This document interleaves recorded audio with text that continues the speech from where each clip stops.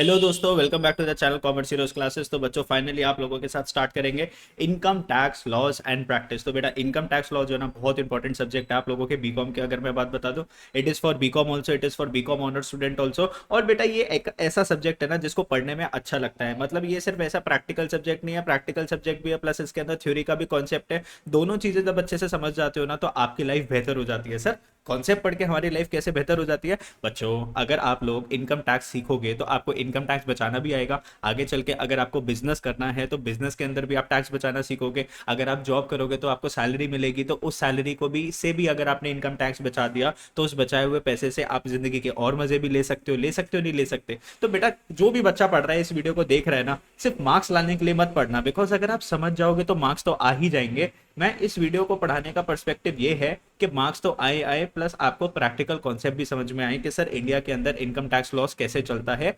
ठीक है, ये चीज समझ जाओ मेरी बात। चलो बच्चों स्टार्ट। अगर इनकम टैक्स लॉ अगर आपको स्टार्ट करना है, उसको स्टार्ट करने के लिए सबसे पहले कुछ बेसिक कॉन्सेप्ट्स आपको देखने पड़ेंगे। तो बेसिक कॉन्सेप्ट्स के साथ बच्चों मैं आपको स्टार्ट कर रहा हूँ। बहुत बेसिक कॉन्सेप्ट पहले समझ जाओ, उसके बाद ही आप लोग क्या कर सकते हो, इनकम टैक्स सीख सकते हो। तो बेसिक बेसिक आपको वोकैबुलरी वर्ड सिखा देता हूँ। ध्यान से नीचे डिस्क्रिप्शन बॉक्स में आपको जो है ना प्लेलिस्ट का लिंक दिख जाएगा, उस लिंक से आप सारे के सारे लेक्चर्स को देख पाओगे इनकम टैक्स के। और नीचे डिस्क्रिप्शन बॉक्स के अंदर ही आपको मैनेजमेंट अकाउंटिंग का भी लिंक दिख जाएगा। मैनेजमेंट अकाउंटिंग भी कवर कर लेना, या आई बटन पे देख लेना, मैनेजमेंट अकाउंटिंग का भी लिंक डाल दूंगा। ठीक है चलो। तो बच्चों स्टार्ट करते हैं अपने बेसिक कॉन्सेप्ट्स के साथ। वीडियो थोड़ी सी लेंदी रहेगी, 11th 12th क्लास की वीडियोस नहीं है कि सर छोटी छोटी सी वीडियो बना देना, नहीं सर। लेंदी वीडियो रहेगी और एक वीडियो दूसरे के साथ कनेक्टेड है। शुरू से सीक्वेंस से देखोगे तो इनकम टैक्स समझ में आएगा, वरना इनकम टैक्स समझ में नहीं आएगा। तो सर सबसे पहले इनकम टैक्स समझने से पहले, सर इनकम का मतलब हमें पता है, ठीक है, अभी इनकम का मतलब भी समझाऊंगा। सर टैक्स का मतलब क्या होता है? सर टैक्स का मतलब होता है compulsory payment to the government. Sir आपकी मर्जी है क्या, टैक्स देना है तो दो, नहीं देना तो मत दो। है हमारे क्या पापा का घर है? नहीं सर, टैक्स तो आपको पे करना पड़ेगा। अगर आपने इनकम अर्न करा है तो बच्चों आपको टैक्स देना पड़ेगा। तो tax is the compulsory payment. अपने मन मर्जी की पेमेंट नहीं है कि चलो 100 रुपए का टैक्स दे देते हैं, चलो 2000 का टैक्स दे देते हैं। नहीं भाई, जितनी इनकम कमाओगे उसके ऊपर टैक्स निकालेंगे, और जितना टैक्स निकल के आएगा उतना टैक्स आपको पे करना पड़ेगा। सिंपल। ठीक है, तो मैं आपको टैक्स निकालना भी सिखाऊंगा कि लेट सपोज आपने 10 लाख रुपए कमाए तो कितना टैक्स पे करना पड़ेगा, 20 लाख रुपए कमाए तो कितना टैक्स पे करना पड़ेगा, वो सब चीज हम निकालना सीखेंगे। तो उससे पहले अगर मैं बता दूं टैक्स क्या है, sir it is the compulsory payment made by the assessee. एक पर्सन पे करता है, किसको? गवर्नमेंट को पे करता है। Taxes are of two types. कितने टाइप्स के टैक्सेस होते हैं बच्चों? दो तरीके के टैक्स होता है। एक होता है आपका डायरेक्ट टैक्स और एक होता है आपका इनडायरेक्ट टैक्स। सर हमारे जो इनकम टैक्स है कौन से टैक्स में आता है बेटा? ये आता है डायरेक्ट टैक्स के अंदर। ये आता है आपका डायरेक्ट टैक्स के अंदर। और एक होता है बच्चों आपका इनडायरेक्ट टैक्स, वो भी आप पढ़ोगे। जिसका जिसका अगर मैं एग्जांपल दूं, सबसे सुपर हिट एग्जांपल क्या है उसका? जीएसटी। जीएसटी बोले तो गुड्स एंड सर्विसेज टैक्स। तो दो टैक्सेस है, एक डायरेक्ट टैक्स होता है, एक इनडायरेक्ट टैक्स होता है। इनडायरेक्ट टैक्स में किसको बोलते हैं सर? जीएसटी बोलते हैं। अब सर ये डायरेक्ट टैक्स क्या होता है? देखो डायरेक्ट टैक्स क्या होता है भाई, डायरेक्ट टैक्स के अंदर सीधी सी एक बात होती है, पैसा जिसने कमाया है ना टैक्स भी उसी से लेंगे। पैसा जिसने कमाया टैक्स भी उसी से लेंगे। मान लो आप में से एक बच्चा है जो कि इस वीडियो को देख रहा है, उसका नाम है राहुल। तो राहुल से पूछा गया, राहुल भाई तूने पूरे साल में कितने पैसे कमाए? मान ले भाई तूने अकाउंटिंग ईयर के अंदर 24-25 के अंदर तूने कितने पैसे कमाए। ए वाई मतलब अकाउंटिंग ईयर। असेसमेंट ईयर अभी बताऊंगा क्या होता है क्या नहीं होता। ए वाई या फिर ऐसे समझ लो फाइनेंशियल ईयर। ठीक है, फाइनेंशियल ईयर 24-25 में राहुल भाई कितने पैसे कमाए? तो राहुल बोलता है सर मैंने 20 लाख रुपए कमाए। कितने पैसे कमाए? 20 लाख रुपए। तो मैं उसको बोलूंगा भाई राहुल 20 लाख के ऊपर तेरे को इतना टैक्स पे करना है, एक्स अमाउंट आपको टैक्स पे करना है, इतना टैक्स तू गवर्नमेंट को डिपॉजिट करते। ठीक है, इसको क्या बोलते हैं? Direct tax. कि भाई जिसने कमाया है लाइबिलिटी भी उसी की है टैक्स पे करने की। लेकिन अगर मैं इनडायरेक्ट टैक्स की बात करता हूं ना तो बेटा यहाँ पे थोड़ा सा आपको स्कैम दिखेगा। सर क्या होता है स्कैम? क्या होता है देखो ना बच्चों, ये जो इनडायरेक्ट टैक्स है ना, जैसे जीएसटी। आप मान लो एक दुकानदार के पास गए, आपने बोला भैया मेरे को एक कैलकुलेटर खरीदना है, मेरे को दो चार रजिस्टर खरीदने हैं। तो आपने स्टेशनरी का सामान परचेज करा, उसके ऊपर टैक्स कितना आ गया? मतलब उसको सामान आपने परचेज करा 1000 रुपीज का। या आप मान लो एक रेस्टोरेंट में गए खाना खाने के लिए, आपने खाना खाया 1000 रुपीज का। तो प्यारे बच्चों उसके ऊपर जीएसटी कितना लग जाता है? 5%। तो 1000 का 5% कितना हो गया? 50 रुपीज। आपका बिल कितने का बन के आएगा दोस्तों? 1050 का बिल बन के आएगा। बेटा 1000 का तो आपने खाना खाया था, 50 रुपए का आप क्या देकर आ रहे हो बच्चों? टैक्स देकर आ रहे हो। अब ये टैक्स क्या करेगा बेटा? आप एक कस्टमर हो, आपने ये 1050 रुपीज किसको दिया? रेस्टोरेंट ओनर को दिया। और रेस्टोरेंट ओनर 1,000 रुपीज तो अपनी जेब में डालेगा और 50 रुपीज किसको डिपॉजिट कर देगा, गवर्नमेंट को डिपॉजिट कर देगा। अब बेटा यहाँ पर लाइबिलिटी किसकी थी टैक्स पे करने की, रेस्टोरेंट ओनर की लाइबिलिटी थी टैक्स पे करने की, लेकिन बच्चों उसने वो लाइबिलिटी खुद ना लेके किसकी जेब से पैसे निकलवाए, आपकी जेब से पैसे निकलवाए। ठीक है, तो यहाँ पर देखो, यहाँ पे देखो, कमाया किसने है, रेस्टोरेंट ओनर ने अर्निंग करी है, क्या उसने टैक्स पे करा, नहीं सर, उसने कस्टमर के ऊपर बर्डन डाला, कस्टमर से पैसे लिए और कस्टमर से पैसे लेके गवर्नमेंट को टैक्स पे करा। लेकिन पहले केस में अगर आप देखोगे डायरेक्ट टैक्स के केस में राहुल ने कमाए थे 20 लाख रुपीज, अर्निंग राहुल की थी, लाइबिलिटी राहुल की थी टैक्स पे करने की, और पेमेंट भी किसने करी, राहुल ने, बर्डन भी उसके ऊपर था। लेकिन इनडायरेक्ट टैक्स के अंदर सर लाइबिलिटी किसकी थी, शॉपकीपर की थी, लेकिन उसने बर्डन किसके ऊपर ट्रांसफर कर दिया, कस्टमर के ऊपर, तो कस्टमर ने टैक्स पे कर दिया।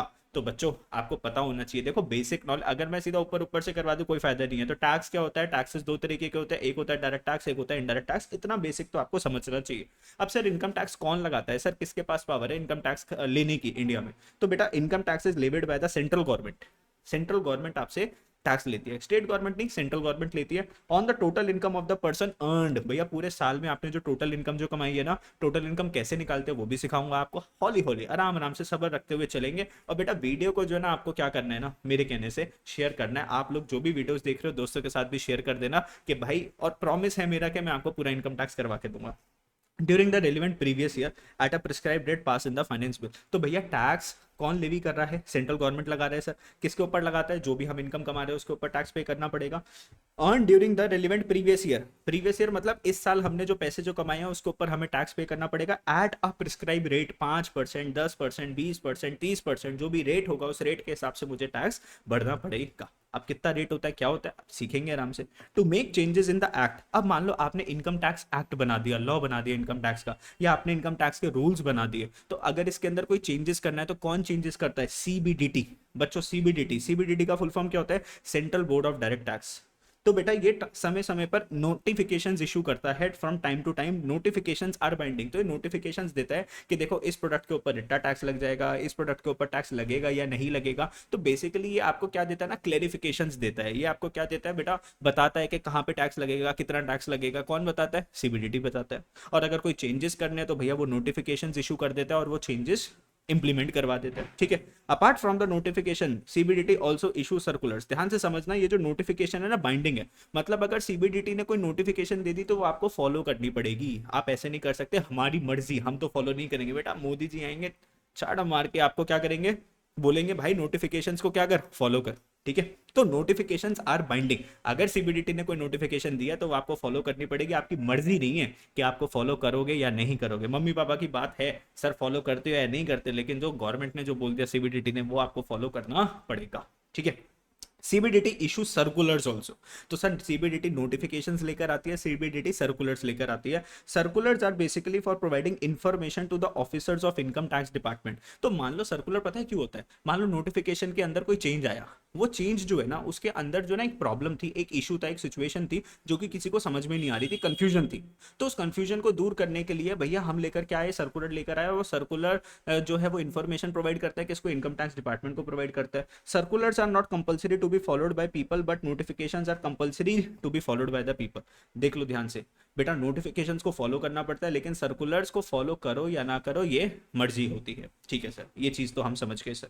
अब बच्चों चार इंपॉर्टेंट टॉपिक आने वाले आपका, एक आने वाला है टैक्स प्लानिंग, एक आ रहा है आपका टैक्स अवॉइडेंस, एक आ रहा है बच्चों आपका टैक्स एवेजन, और एक आ रहा है टैक्स मैनेजमेंट। ये चारों वर्ड्स को बहुत ध्यान से समझ लेना, बिकॉज यहां से आपका थ्योरी क्वेश्चन आएगा, यहां से आपका थ्योरी क्वेश्चन आएगा कि सर टैक्स प्लानिंग क्या होता है, टैक्स अवॉइडेंस क्या होता है, टैक्स एवेजन क्या होता है और टैक्स मैनेजमेंट क्या होता है। तो सबसे पहले अगर मैं बात कर दूं आपकी टैक्स प्लानिंग की, sir what do you mean by tax planning. तो टैक्स प्लानिंग क्या होता है, देखो बच्चों ध्यान से, tax planning can be defined as the arrangement of one financial and economic affairs. तो आप लोग अपने फाइनेंशियल एंड इकोनॉमिक अफेयर्स मतलब अपनी जो बिजनेस एक्टिविटीज है उसकी क्या कर रहे हो, कुछ अरेंजमेंट कर रहे हो by taking complete legitimate benefit of all the deductions, exemptions, allowances and rebates and relief so that the tax liability reduces to minimum. Sir इतने सारे वर्ड्स आ गए जो कि हमने आज से पहले सुने नहीं सर। ये डिडक्शंस क्या होते हैं, ये एग्जाम्पशंस क्या होते हैं, ये अलाउंसेस क्या होते हैं, धीरे धीरे सब पढ़ेंगे। टैक्स प्लानिंग का मतलब क्या होता है कि एक पढ़ा लिखा बंदा है, जैसे मान लो आप लोग अभी जैसे इनकम टैक्स के बारे में पढ़ लोगे तो आप एक पढ़े लिखे बंदे हो गए। अब आपको क्या करनी है, प्लानिंग। प्लानिंग किस चीज की करोगे, टैक्स ज्यादा भरने की कि टैक्स कम भरने की, बोलो। मैं किस चीज की प्लानिंग करूं कि कैसे मैं सरकार को ज्यादा टैक्स पे कर पाऊं कि कैसे मैं सरकार को कम टैक्स दूं? बोलो किस चीज की प्लानिंग करूंगा? ऑब्वियसली मैं प्लानिंग करूंगा कि सर मैं कैसे अपने टैक्सेस को सेव करूं, कैसे मैं अपने टैक्स को सेव करूं। तो भैया मैं सरकार के अगर लॉ को जानता हूं, इनकम टैक्स लॉ को जानता हूं, तो उसके अंदर कुछ डिडक्शंस है, मतलब कुछ चीजें आप माइनस कर सकते हो अपनी इनकम में से। कुछ एग्जेम्पशंस है कि सरकार कहती है कि यहाँ पर अगर पैसे लगा दे तो तेरे को टैक्स नहीं भरना पड़ेगा। कुछ अलाउंसेस है, बेनिफिट्स जो सैलरीड पर्सन को जो मिलते हैं, कुछ रिबेट्स है कि सरकार कुछ टैक्स को कंसेशन दे देती है, कुछ कम कर देती है। तो उसके आप मजे ले सकते हो। और मजे कब ले सकते हो? जब हमारे पास क्या होगी सर? नॉलेज होगी। और अगर आपके पास नॉलेज नहीं है तो सरकार फिर आपसे मजे लेगी। ठीक है, तो अगर आपके पास नॉलेज है तो आप किससे मजे ले सकते हो? गवर्नमेंट से। कैसे मजे ले सकते हो सर? शेर के मुंह से क्या निकाल सकते हो? खाना निकाल सकते हो। सरकार कह रही थी 10 लाख का टैक्स डिपॉजिट कर दे, तुम बोलोगे भाई मैं तो सिर्फ 2 लाख का दूंगा, मैं तो टैक्स बचा लिया 8 लाख रुपए का। और वो क्या गलत बात है? नहीं, गलत बात नहीं है सर, इट इज प्लानिंग। इसको कहते हैं टैक्स के साथ खेलना। बेटा बड़े बड़े लोग की अगर मैं बात करूं, जो बड़े बड़े चार्टर्ड अकाउंटेंट्स हो गए, इसी चीज के बच्चों एक एक सिटिंग के लाखों लाखों रुपए लेते हैं कि कैसे वो आपका टैक्स बचा दे। अब मेरे को एक बात बताओ ना, मान लो मेरे ऊपर टैक्स की लाइबिलिटी आ गई, 50 लाख का मुझे टैक्स पे करना है। अब मैं एक बंदे के पास गया, मैंने कहा भाई मेरे टैक्स से सेविंग करवा दे। उसने बोला भाई सेविंग करवा दूंगा, लेकिन कितने पैसे लूंगा? 5 लाख रुपए। मैंने कहा कितना टैक्स बचाएगा? बोला 30 लाख रुपए बचा दूंगा। क्या दिक्कत? अगर मेरे 30 लाख रुपीज बच रहे और मैंने उसको 5 lakh rupees as a fees दे दी, कोई प्रॉब्लम है क्या? नो। तो आपके पास ये स्किल सेट होना चाहिए। तो टैक्स प्लानिंग का मतलब क्या है कि भैया आपने लीगली अपने टैक्स को क्या करा है? बचाया है। कैसे सर? इनकम टैक्स लॉस के हिसाब से। The benefits arising from tax planning are substantial, particularly in the long run. तो इसके बेनिफिट आपको मिलेंगे, लेकिन लंबे समय में आपको बेनिफिट मिलेगा, एकदम से आपका पैसे नहीं बचेंगे, लॉन्ग रन के अंदर आपके पैसे बच जाएंगे। फिर बात करते हैं टैक्स अवॉइडेंस। वर्ड के अंदर लिखो क्या लिखा हो? Tax avoidance. Tax avoidance is reducing, negating the tax liability. मतलब आप अपने टैक्स को क्या कर रहे हो? कम कर रहे हो। या फिर किसी चीज को क्या कर रहे हो? छोड़ रहे हो, मतलब निग्लेक्ट कर रहे हो। मतलब आपने कुछ पैसे कमाए थे लेकिन आप गवर्नमेंट को बताना नहीं चाहते कि मैंने यहाँ से भी पैसे कमाए हैं। Of an assessee in legally permissible ways and has legal sanction. तो भैया क्या ये इलीगल है कि लीगल वे में कर रहा है? सर ये लीगल परमिसिबल है। This can be done with in the legal framework given by taking help of loop holes in the law. तो लॉ के अंदर पता है क्या होता है? कभी कभार जब सरकार जब लॉ जब बनाती है, जब फाइनेंस मिनिस्टर लॉ जब बना रहे होते हैं, ठीक है, तो भैया लॉ के अंदर कुछ कमी रह जाती है। क्या रह जाती है? कुछ कमी। तो लोग बाग उस कमी का क्या लेते हैं दोस्तों? मजे लेने लग जाते हैं, और उस कमी की वजह से अपने बहुत सारे टैक्स ही क्या कर लेते हैं? सेविंग कर लेते हैं। बाद में सरकार को पता चलता है अरे यहाँ पर तो हमारी कोई कमी रह गई थी, जिसकी वजह से लोगों ने क्या कर लिया सर? मजे ले लिए। तो फिर वो क्या करते हैं? नोटिफिकेशन इशू करते हैं और उस कमी को क्या कर देते हैं? दूर कर देते हैं। तो जब तक वो कमी है, जब तक आप क्या कर सकते हो सर? मजे ले सकते हो। अब ये कोई इलीगल काम है? नहीं सर, ये तो आपकी नॉलेज थी जिसकी वजह से आपने क्या करा? आपने पैसे बचा दिए। Property of assessee can not be confiscated in the tax avoidance as it is legal and not punishable. अब तुम सोचो, सरकार के इनकम टैक्स लॉ के अंदर कोई कमी थी, उस कमी की वजह से आपने दिमाग लगाया और उस दिमाग से आपने कुछ पैसे बचा लिए। तो मान लो आपने अपना 50 लाख रुपीज का टैक्स की क्या कर ली? सेविंग कर ली। तो सरकार के आपके ऊपर पेनल्टी लगा सकती है क्या? गवर्नमेंट आपसे 50 लाख रुपीज आपकी प्रॉपर्टी को बेच के ले सकती है? नहीं ले सकती सर। तो ये एकदम लीगल चीज है, कोई not punishable, it is not punishable. Government आपका कुछ नहीं बिगाड़ सकती। बात करते हैं टैक्स इवेजन। टैक्स इवेजन का मतलब सीधा सीधा अगर मैं बोलूं, टैक्स की चोरी। अब ये थोड़ा सा इलीगल हो जाता है, थोड़ा सा नहीं, वही पूरा पूरा इलीगल है। All the methods by which tax liability is illegally avoided. Sir आपने इलीगली टैक्स को अवॉइड करा है। मतलब आपने पैसे ज्यादा कमाए थे, लेकिन आपने गलत गलत खर्चे दिखा दिखा के अपनी इनकम को कम दिखा दिया, सरकार को पागल बनाया, कच्चे बिल बना दिए सर। ठीक है, 10,000 का खर्चा करा था, उसको 10 लाख का खर्चा दिखा दिया। इन सबको क्या बोलते हैं? Tax evasion. क्योंकि ये सर इलीगल है, ये लीगल नहीं है, दिस इज व्हाट इलीगल। ठीक है, it involves concealment of any earned income. देखो ना, आपने कुछ पैसे कमाए थे लेकिन आपने सरकार को बताया नहीं, आपको लगा सरकार को कैसे पता चलेगा, मैं तो बताता ही नहीं। अनट्रू स्टेटमेंट, नोइंगली गलत स्टेटमेंट दी, गलत इंफॉर्मेशन दी सरकार को, जानबूझ के आपको पता था। नोइंगली मतलब आपको पता था फिर भी आपने गलत स्टेटमेंट दी। सबमिटिंग मिसलीडिंग डॉक्यूमेंट्स, गलत डॉक्यूमेंट्स दे दिए गवर्नमेंट को ताकि उनको गुमराह करने की कोशिश करी आपने। सप्रेशन ऑफ फैक्ट, कोई चीजें थी आपने वो छुपाई सरकार से। Not maintaining proper accounts of income earn. भैया आपने जो पैसे जो कमाए उस इनकम को ढंग से अपने बुक्स ऑफ अकाउंट्स के अंदर नहीं दिखाया। क्लास 11 12th में जर्नल लेजर सीखते थे ना बनाना, आपने वहां पर अपनी इनकम ही शो नहीं करी। ओमिशन ऑफ मटेरियल फैक्ट, कोई बहुत इंपॉर्टेंट चीज थी वो आपने छुपाई। ऑन असेसमेंट, जब आपकी टैक्स की लाइबिलिटी निकाली जा रही थी तो आपने इनकम टैक्स डिपार्टमेंट को नहीं बताई information. Tax evasion is illegal and punishable offence. Property of assessee can be confiscated. यहां पर आपके ऊपर पेनल्टी लग सकती है बाबू, और आपकी प्रॉपर्टी भी बेच के आपके पैसे भी क्या कर सकती है गवर्नमेंट? रिकवर कर सकती है अपने ठीक है, तो आपकी प्रॉपर्टी बेचेगी और अपना टैक्स लेगी, बाकी के पैसे आपको वापस कर देगी। लेकिन टैक्स के ऊपर अब क्या लगेगी, पेनल्टी भी लग सकती है, और पता है 200% तक भी पेनल्टी जाती है। मतलब अगर आपको 1 लाख रुपए देना था तो सरकार 1 लाख रुपए नहीं 2 लाख रुपए आपसे ले लेगी। टैक्स मैनेजमेंट रेफर्स, अब बात करते हैं टैक्स मैनेजमेंट। तो बेटा ये वाला कॉन्सेप्ट इंपॉर्टेंट है, यहाँ से चार इन चीजों को ध्यान से समझ लेना, बिकॉज यहाँ से क्वेश्चन आ सकता है कि चारों को डिफाइन कर दो। Tax management refers to comply with the provision of law and relates to the past. Tax management refers to comply with the provision of law, तो मतलब आप लॉ को फॉलो कर रहे हो, and it relates to the past that is and present, तो past की भी बात कर रहा है, प्रेजेंट की भी बात कर रहा है, फ्यूचर की भी बात कर रहा है। As a result of effective tax management penalty penal interest prosecution can be avoided. तो टैक्स मैनेजमेंट का मतलब क्या हो गया कि सर सोच समझ के आपने टैक्स के साथ क्या करा सर, खेला, लॉ के साथ आपने क्या करा, खेला, जिसके वजह से आप कुछ अपने टैक्स की क्या कर पाए सर, सेविंग्स कर पाए। तो ये चार टर्म्स है जो कि आपके लिए काफी इंपॉर्टेंट है। मैं तो बोलूंगा इसको आप ऑन द स्पॉट जैसी वीडियो देखते हो आप फटाफट से इसको लर्न कर लेना।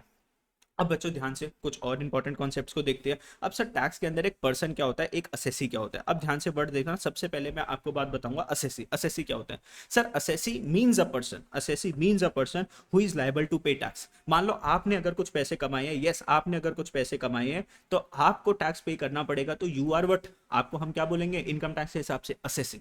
तो असेसी इज अ पर्सन जिसको अपनी इनकम के ऊपर सरकार को टैक्स क्या करना है बच्चों, डिपॉजिट करना है।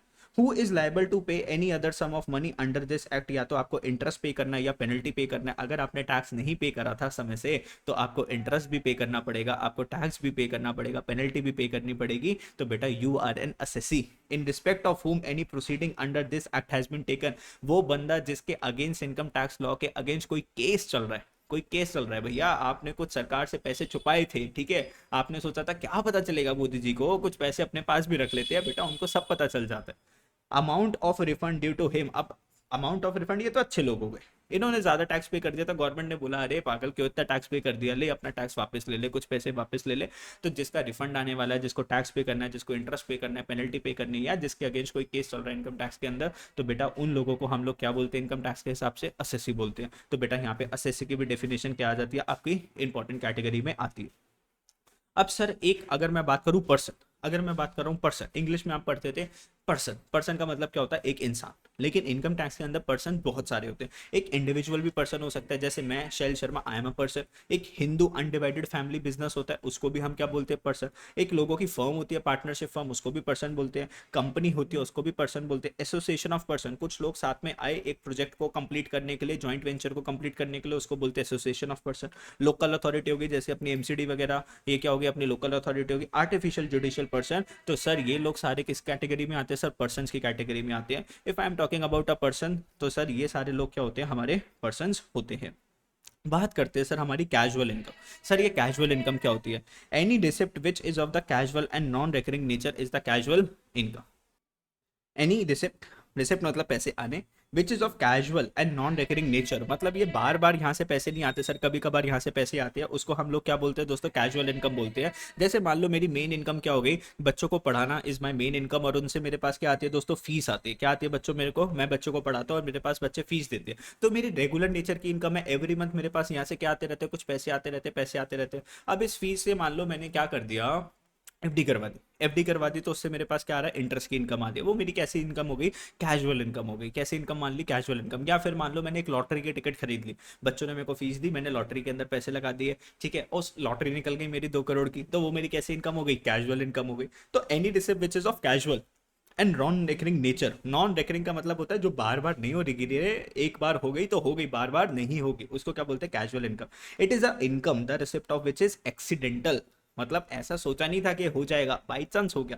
विदाउट अ स्टिपुलेशन, मतलब सोचा भी नहीं था इसके बारे में। It is the nature of an unexpected windfall, तो भैया ये कैसी इनकम हो गई, in accidental. It is the nature of an unexpected windfall, मतलब भैया ऊपर वाला जब भी देता देता छप्पर फाड़ के, सोचा भी नहीं था सर हमारी क्या निकल गई सर, लॉटरी निकल गई। केबीसी से फोन आया अमिताभ बच्चन जी का कि यस आपका इनाम निकला है, 5 लाख रुपए निकले। क्रॉसवर्ड पजल्स के अंदर कुछ पैसे निकल गए। कार्ड गेम्स के अंदर मैं एक दिन बुड्ढों के साथ बैठ गया पार्क के अंदर, मैंने कहा आओ तुमको हराए कार्ड के अंदर, दोस्तों मैंने उनसे 5,000 रुपए जीत लिए। तो ऐसे थोड़ी ना मैं बार बार चला जाता हूँ पार्क में और पैसे जीत के ले आता हूँ, ठीक है। Next, receipt even from habitual betting are non recurring receipt. Habitual betting, मान लो मैंने ये ड्रीम आईपीएल, ड्रीम 11 वगैरह के अंदर पैसे लगा दिया और उससे कुछ पैसे वैसे जीत गया मैं, ये भी कैसी इनकम होगी? आपकी कैजुअल इनकम हो गई। Prize awarded for coin collection और स्टैम्प कलेक्शन, तो भैया ये सारी किसके अंदर आ जाती है? आपकी कैजुअल इनकम के अंदर आ जाती है। मतलब एक होती है आपकी मेन बिजनेस से आपकी इनकम हो गई, ठीक है, तो वो बिजनेस की जो मेन इनकम है that is not casual income. Business के अलावा आपने कोई इनकम जो अर्न करी that is known as your casual income, ठीक है सर। सर अब एक वर्ड आया आपका प्रीवियस ईयर, ध्यान से समझो ये चीजें, ये वाला लेक्चर सुपर डुपर इंपॉर्टेंट है बिकॉज इस लेक्चर को समझ के आपको आगे के लेक्चर समझ में आने वाले हैं, ठीक है। अब बात करते हैं previous year. Sir previous year उसको ही बोलते हैं जैसे आप बचपन में पढ़ते थे अकाउंटिंग ईयर। जैसे मान लो एक मिस्टर राहुल है, मिस्टर राहुल ने बिजनेस स्टार्ट करा ऑन 1 अप्रैल 2024। ध्यान से समझते जाना मेरी बात को। सर मिस्टर राहुल ने बिजनेस स्टार्ट करा 1 अप्रैल 2024 को। मिस्टर राहुल का बिजनेस ये साल कब खत्म होएगा? 31 मार्च 2025 को साल खत्म होएगा। बेटा इसको बोलते हैं प्रीवियस ईयर 24-25। हमको पता चला कि प्रीवियस ईयर 24-25 ने राहुल ने 50 लाख रुपीज अर्न करे। कितने पैसे अर्न करे? 50 लाख रुपीज अर्न करे। सर 31 मार्च को आपको याद होगा आप लोग क्या बनाते थे? फाइनेंशियल स्टेटमेंट बनाते थे। फाइनेंशियल स्टेटमेंट में आप बनाते थे ट्रेडिंग अकाउंट बनाते थे, आप प्रॉफिट एंड लॉस अकाउंट बनाते थे और बैलेंस शीट बनाते थे। प्रॉफिट एंड लॉस अकाउंट बनाते थे, उसी से तो पता चलता था कितना नेट प्रॉफिट हुआ, कितना पैसे अर्न करा, और जितना नेट प्रॉफिट आएगा उस बेसिस के ऊपर आप क्या पे करोगे दोस्तों? टैक्स पे करोगे। क्या पे करोगे? टैक्स पे करोगे। तो बेटा एक बात बताऊं, ये जो आप अकाउंट बनाते हो 31 मार्च 2025 को, इस दिन अकाउंट्स बनते हैं। उसके बाद इन अकाउंट्स के अंदर कुछ करेक्शंस होनी है तो करेक्शंस होती है। उसके बाद कंपनी का ऑडिट होता है, एक चार्टर्ड अकाउंटेंट आता है ऑडिट करने के लिए, देखने के लिए कि कंपनी ने जो अकाउंट्स जो बनाए हैं वो ठीक बनाए या नहीं बनाए। 2 महीने लग जाते हैं सर अकाउंट्स को प्रॉपर बनने के अंदर, साइनिंग वाइनिंग होने के अंदर। उसके बाद आप लोग टैक्स क्या करते हो? पे करते हो। तो आपने जो इनकम जो अर्न करी वो करी 24-25 के अंदर, और 24-25 की इनकम का जो असेसमेंट जो होती है, असेसमेंट का मतलब होता है चेकिंग, असेसमेंट ऑफ इनकम। तो आपने जो इनकम अर्न करी 24-25 में अर्न करी, लेकिन उसकी जो असेसमेंट है, असेसमेंट का मतलब क्या होता है? Checking. Assessment of income, check करते हैं कि आपने जो बताया सही बताया, कोई चोरी तो नहीं करी, कुछ इनकम तो नहीं छुपाई। तो असेसमेंट ऑफ इनकम होगी कौन से ईयर में होगी? 25-26 में उसकी असेसमेंट होती है, और उसका टैक्स भी कब पे करा जाता है? 25-26 में पे करा जाता है। तो अगर मैं बात कर रहा हूँ ए वाई, अब ए वाई का मतलब अकाउंटिंग ईयर नहीं है बच्चों, थोड़ा सा ऊपर आओ। ए वाई का मतलब है असेसमेंट ईयर। असेसमेंट ईयर 25-26 की अगर मैं बात करूं तो इसका मतलब है मैं प्रीवियस ईयर 24-25 की इनकम की बात कर रहा हूं। अगर मैंने बोला असेसमेंट ईयर 25-26, इसका मतलब है मैं प्रीवियस ईयर 24-25 की बात कर रहा हूं। सर जो मैंने 24-25 में अर्न करा था उसका टैक्स मैं कब पे करूंगा? 25-26 में पे करूंगा। तो ध्यान से पढ़ना, आप क्या लिखा हुआ है? Previous year means the financial year immediately preceding the assessment year. तो असेसमेंट ईयर से पीछे वाला जो ईयर जो होता है उसको बोलते हैं previous year. In simple words it can be said that the year in which the income is earned is known as previous year. जिस साल आप इनकम अर्न करते हो उसको क्या बोलते हैं दोस्तों? प्रीवियस ईयर बोलते हैं। And the next year in which this income is taxable is known as assessment year. बेटा ये जो इनकम जो टैक्सेबल होती है नेक्स्ट ईयर में टैक्स लगता है इसके ऊपर, उसको हम क्या बोलते हैं? असेसमेंट ईयर बोलते हैं। तो जिस ईयर में आपने पैसे कमाए दैट इज प्रीवियस ईयर, और जब आप इसका टैक्स पे करोगे that is known as assessment year. For newly setup business और प्रोफेशन फर्स्ट प्रीवियस ईयर में be of not less than 12 month. Sir ये जो प्रीवियस ईयर है कम से कम कितने मंथ्स का होना चाहिए? 12 मंथ्स का होना चाहिए। और बेटा असेसमेंट ईयर में देखो क्या लिखा हुआ है, आ जाओ जरा ध्यान से शैतानो, देखो असेसमेंट ईयर में क्या लिखा हुआ है। Assessment year means the period of 12 month commencing on the first date of the April every year. तो असेसमेंट ईयर में कब से स्टार्ट होता है? 1 अप्रैल से स्टार्ट होता है। Income earn during any year is taxable in the next year. तो इनकम जो भी अर्न करते हो वो टैक्स कब लगता है उसके ऊपर? नेक्स्ट ईयर के ऊपर टैक्स लगता है, which starts from 1 April. For example income is earn during the year 1 April 2019 to March 2020। मान लो 1/4/2019 को आपने इनकम अर्न करी, साल कब खत्म होएगा? 31 मार्च 2020 को साल खत्म हुआ। It will be taxable in the next year which start from. तो इसका टैक्स कब लगेगा सर? नेक्स्ट असेसमेंट ईयर में लगेगा, नेक्स्ट ईयर में लगेगा, जो कि स्टार्ट होएगा 1/4/2020 को स्टार्ट होगा। तो 1/4/20 को ये स्टार्ट हुआ और एंड कब होएगा? 31 मार्च 2021 को एंड हो जाएगा। ठीक है, तो ध्यान से देख लेना क्या लिखा हुआ है। Thus the assessment year for the income in which income has been earn during the previous year 1920 is. तो 1920 में जो आपने इनकम जो अर्न करी उसका जो असेसमेंट ईयर होगा वो कौन सा होगा? 2021। मतलब इस साल तो तुम मजे से पैसे कमाओ ना। सर तुमने कितने पैसे कमाए कितने पैसे नहीं कमाए उसके ऊपर कितना टैक्स लगेगा वो हम किस में डिसाइड कर लेंगे? 2021 में डिसाइड कर लेंगे। ठीक है, इतनी सी बात समझ गए? यस सर, हम इतनी सी बात समझ गए। तो बेटा ये आपके बेसिक बेसिक कॉन्सेप्ट है जिसके अंदर मैंने समझाया आपको टैक्स क्या होता है, सर टैक्स किस किस को पे करना है, सर टैक्स कलेक्ट कौन करता है, फिर अगर मैंने आपको सिखाया असेसी क्या होता है, प्रीवियस ईयर क्या होता है, असेसमेंट ईयर क्या होता है, ठीक है, ये सारी चीजें मैंने इस वाली वीडियो के अंदर डिस्कस करी। नेक्स्ट वीडियो के अंदर मैं आपको सिखाऊंगा कि सर टैक्स कैसे कैलकुलेट करते हैं, बेसिक बेसिक थोड़ा सा सिखाऊंगा, ठीक है। अभी एकदम आप पूरा नहीं सीखोगे 100%, बेसिक बेसिक आप चीजें समझ जाओगे, ठीक है। चलो, thank you for watching the video. बेटा नेक्स्ट वीडियो जल्दी आने वाली है, इसलिए चैनल को सब्सक्राइब कर देना, दोस्तों के साथ शेयर कर देना, बिकॉज जैसे जैसे वीडियो आए फटाफट फटाफट उसको देख देख के खत्म करते रहना।